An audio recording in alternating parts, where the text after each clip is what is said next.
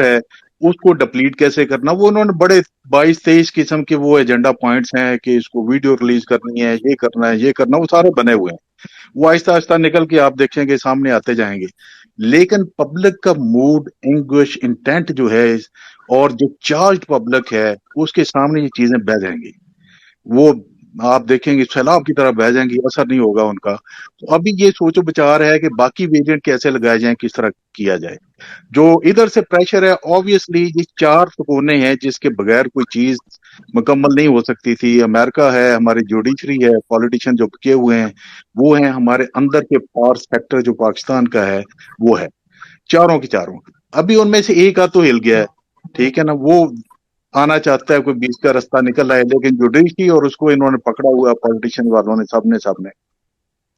तो लेकिन ये चीज तय है कि जब ये तय किया हुआ था कि हाइपोथेसिस राइडर क्लास है कि इमरान को नहीं आने देना, तो अब तो सिचुएशन है कि वो आ रहा है, दोबारा आ जाएगा तो ये नहीं होने देंगे।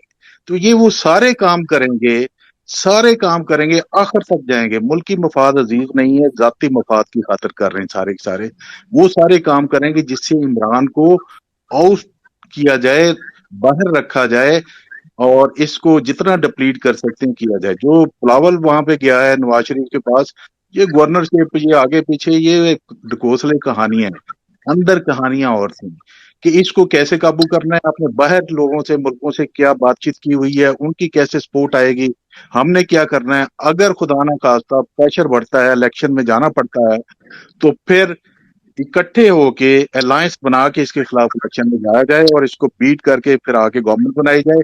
फिर जो मेन एजेंडा पॉइंट 5 हैं जो बाहर वालों के हैं, उसको कैसे इंप्लीमेंट करना है वो लाया जाए। तो ये सारी एक कहानी है।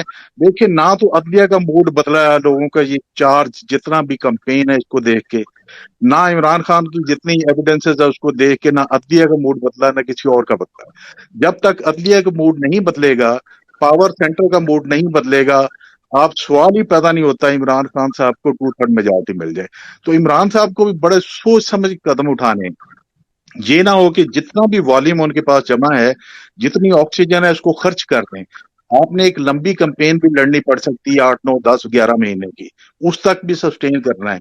तो आपने मोमेंटम को ब्रेक नहीं करना, मोमेंटम को भी लेके चलना है। And he must also organize and try plan the pressure centres और प्रेशर पॉइंट्स क्या उनके पास हैं, जिनको वो जगह जगह इस्तेमाल करें ताकि इन पे प्रेशर एग्जर्ट कर सकें, और प्रेशर एग्जर्ट करने के बाद इनको इलेक्शन की तरफ ला। एक सेगमेंट अभी राजी हुआ कि इलेक्शन होने चाहिए, लेकिन ये जो बैठे हुए हैं इनको ये भी पता है कि अगर इन्होंने प्रलॉन्ग किया तो इनकी पॉपुलैरिटी बिल्कुल जीरो हो जाएगी। तो चैलेंजेस बहुत हैं।